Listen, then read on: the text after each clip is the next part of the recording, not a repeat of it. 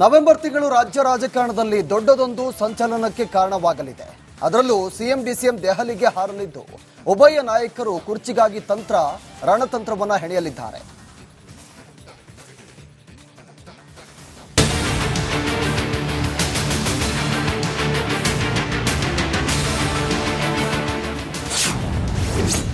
ಅಂತಿಮ ಘಟ್ಟಕ್ಕೆ ಬಂತ ಸೀಟ್ ಹಂಚಿಕೆ ಕದನ. ದೆಹಲಿಯಲ್ಲಿ ಸಿದ್ದು ಡಿಕೆಶಿ ರಣತಂತ್ರ. ನವೆಂಬರ್ ಕ್ರಾಂತಿಯ ಚರ್ಚೆ ದಿನಕ್ಕೊಂದು ತಿರುವು ಪಡಿತಾ ಇದೆ. ಕ್ಷಣಕ್ಕೊಂದು ಬಣ್ಣ ಕಟ್ಟಿಕೊಳ್ತಾ ಇದೆ. ಎಲ್ಲ ಅಸ್ತ್ರ ಶಸ್ತ್ರಗಳು ಪ್ರಯೋಗ ಆಗ್ತಾ ಇವೆ. ಈಗ ಸಿದ್ದರಾಮಯ್ಯ ಅನಿವಾರ್ಯ ಅನ್ನೋ ಬ್ರಹ್ಮಾಸ್ತ್ರವನ್ನ ಸಿಎಂ ಕ್ಯಾಂಪ್ ತೂರಿ ಬಿಟ್ಟಿದೆ. ಇದೆಲ್ಲದರ ಮಧ್ಯೆ ಮುಂದಿನ ತಿಂಗಳು ಸಿಎಂ ಡಿಸಿಎಂ ದೆಹಲಿ ಯಾತ್ರೆ ಮಾಡಲಿದ್ದು ಆಗ ಕುರ್ಚಿ ಕಿತ್ತಾಟಕ್ಕೆ ತೆರೆ ಬೀಳುವ ಸಾಧ್ಯತೆ ಇದೆ.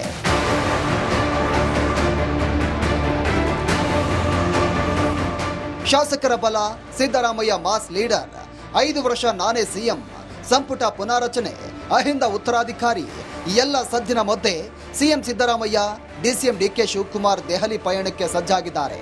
ನವೆಂಬರ್ ಕ್ರಾಂತಿಯ ಮಧ್ಯೆ ಸಿಎಂ ಡಿಸಿಎಂ ವರಿಷ್ಠರನ್ನ ಭೇಟಿ ಮಾಡಲು ಸಜ್ಜಾಗಿರೋದು ಭಾರಿ ಚರ್ಚೆಗೆ ಗ್ರಾಸವಾಗಿದೆ.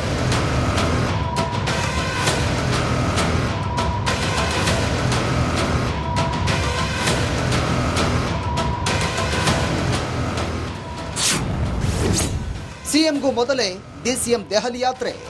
ನಿತ್ಯ ಮೊಳಗುತ್ತಿರುವ ಕ್ರಾಂತಿ ಗೀತೆಗೆ ರಾಗ ಸಂಯೋಜನೆ ಆಗಲಿದ್ದು ಕಾಂಗ್ರೆಸ್ನ ರಾಜಕೀಯ ಚಟುವಟಿಕೆಗಳು ಗರಿಗೆದರಲಿವೆ. ಸಿಎಂ ಸಿದ್ದರಾಮಯ್ಯ ಮತ್ತು ಡಿಸಿಎಂ ಡಿಕೆ ಶಿವಕುಮಾರ್ ನಡುವೆ ದಾಳಕ್ಕೆ ಪ್ರತಿದಾಳ, ತಂತ್ರಕ್ಕೆ ಪ್ರತಿತಂತ್ರಗಳು, ಶಕ್ತಿ ಪ್ರದರ್ಶನಗಳು ನಡೀತಾ ಇವೆ. ನವೆಂಬರ್ 2ನೇ ವಾರ ಡಿಸಿಎಂ ಡಿಕೆ ಶಿವಕುಮಾರ್, ಸಿಎಂ ಸಿದ್ದರಾಮಯ್ಯ ಪ್ರತ್ಯೇಕ ಡೆಲ್ಲಿ ದಂಡಯಾತ್ರೆ ಕೈಗೊಳ್ತಾ ಇದ್ದು ಈ ಬೆಳವಣಿಗೆ ತೀವ್ರ ಕುತೂಹಲಕ್ಕೆ ಕಾರಣವಾಗಿದೆ.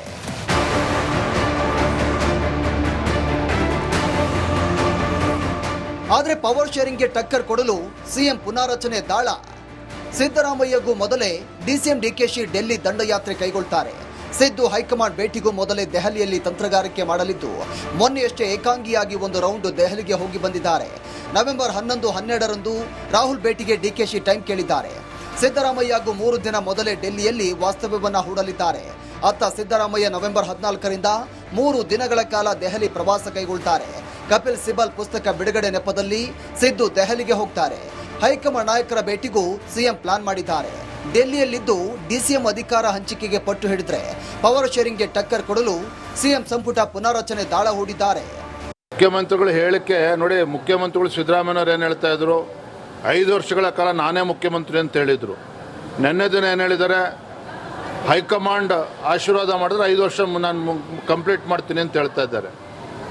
ಈಗ ಹೇಳ್ತಾರೆ ಜನರು ನಂಗೆ 5 ವರ್ಷಕ್ಕೆ ಕೊಟ್ಟಿದ್ದಾರೆ ಅಂತ ಹೇಳಿದ್ರೆ, ಆದರೆ ಮುಖ್ಯಮಂತ್ರಿಗಳಲ್ಲೇ ವಿಶ್ವಾಸ ಇಲ್ಲ. Is a popular leader.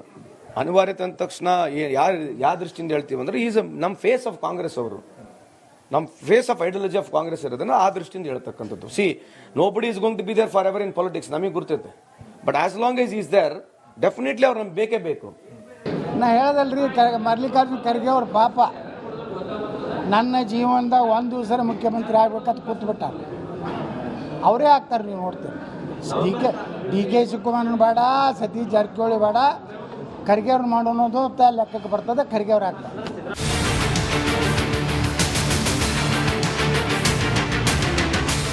ರಾಜ್ಯದ ಸಿಎಂ ಕುರ್ಚಿಗಾಗಿ ಸಿದ್ದರಾಮಯ್ಯ ಹಾಗೂ ಡಿಕೆ ಶಿವಕುಮಾರ್ ಕ್ಯಾಂಪ್ನ ನಡುವೆ ಶೀತಲ ಸಮರ ತಾರಕಕ್ಕೇರಿದೆ.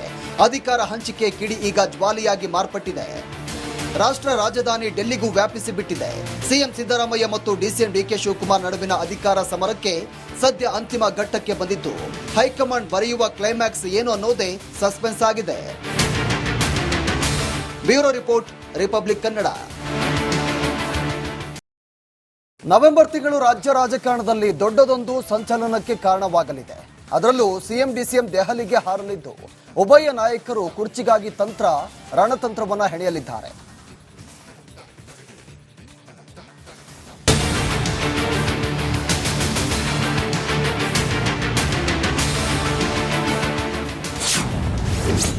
ಅಂತಿಮ ಘಟ್ಟಕ್ಕೆ ಬಂತ ಸೀಟ್ ಹಂಚಿಕೆ ಕದನ.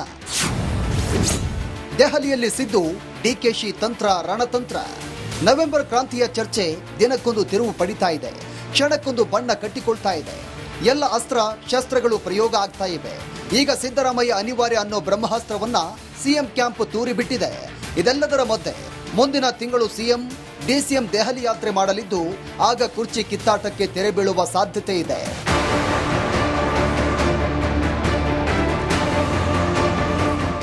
ಶಾಸಕರ ಬಲ, ಸಿದ್ದರಾಮಯ್ಯ ಮಾಸ್ ಲೀಡರ್, 5 ವರ್ಷ ನಾನೇ ಸಿಎಂ, ಸಂಪುಟ ಪುನಾರಚನೆ, ಅಹಿಂದ ಉತ್ತರಾಧಿಕಾರಿ ಎಲ್ಲ ಸದ್ದಿನ ಮಧ್ಯೆ ಸಿಎಂ ಸಿದ್ದರಾಮಯ್ಯ, ಡಿಸಿಎಂ ಡಿಕೆ ಶಿವಕುಮಾರ್ ದೆಹಲಿ ಪಯಣಕ್ಕೆ ಸಜ್ಜಾಗಿದ್ದಾರೆ. ನವೆಂಬರ್ ಕ್ರಾಂತಿಯ ಮಧ್ಯೆ ಸಿಎಂ ಡಿಸಿಎಂ ವರಿಷ್ಠರನ್ನ ಭೇಟಿ ಮಾಡಲು ಸಜ್ಜಾಗಿರೋದು ಭಾರೀ ಚರ್ಚೆಗೆ ಗ್ರಾಸವಾಗಿದೆ.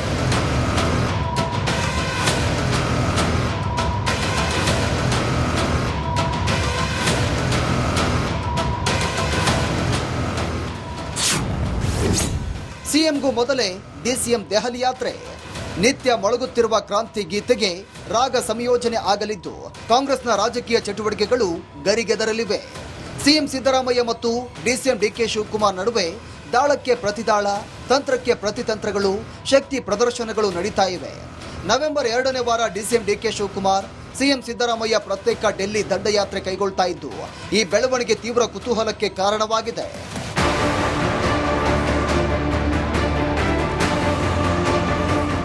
ಆದರೆ ಪವರ್ ಶೇರಿಂಗ್ಗೆ ಟಕ್ಕರ್ ಕೊಡಲು ಸಿಎಂ ಪುನಾರಚನೆ ದಾಳ.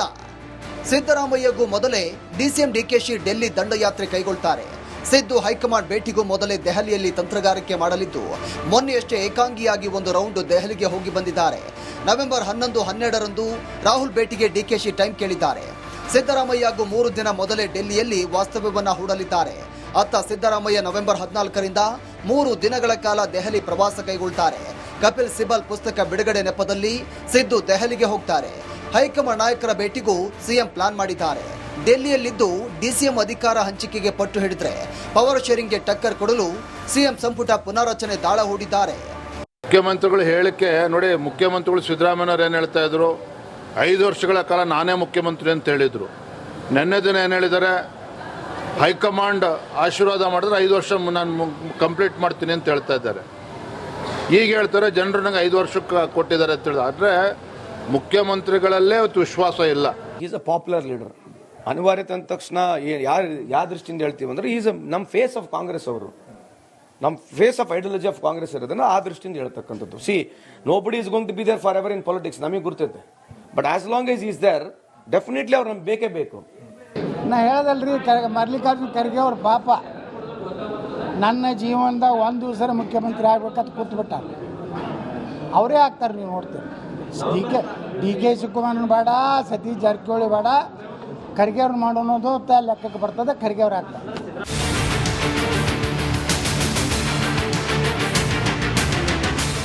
ರಾಜ್ಯದ ಸಿಎಂ ಕುರ್ಚಿಗಾಗಿ ಸಿದ್ದರಾಮಯ್ಯ ಹಾಗೂ ಡಿಕೆ ಶಿವಕುಮಾರ್ ಕ್ಯಾಂಪ್ನ ನಡುವೆ ಶೀತಲ ಸಮರ ತಾರಕಕ್ಕೇರಿದೆ. ಅಧಿಕಾರ ಹಂಚಿಕೆ ಕಿಡಿ ಈಗ ಜ್ವಾಲೆಯಾಗಿ ಮಾರ್ಪಟ್ಟಿದೆ. ರಾಷ್ಟ್ರ ರಾಜಧಾನಿ ಡೆಲ್ಲಿಗೂ ವ್ಯಾಪಿಸಿ ಬಿಟ್ಟಿದೆ. ಸಿಎಂ ಸಿದ್ದರಾಮಯ್ಯ ಮತ್ತು ಡಿಸಿಎಂ ಡಿಕೆ ಶಿವಕುಮಾರ್ ನಡುವಿನ ಅಧಿಕಾರ ಸಮರಕ್ಕೆ ಸದ್ಯ ಅಂತಿಮ ಘಟ್ಟಕ್ಕೆ ಬಂದಿದ್ದು ಹೈಕಮಾಂಡ್ ಬರೆಯುವ ಕ್ಲೈಮ್ಯಾಕ್ಸ್ ಏನು ಅನ್ನೋದೇ ಸಸ್ಪೆನ್ಸ್ ಆಗಿದೆ. Bureau report, republic Kannada.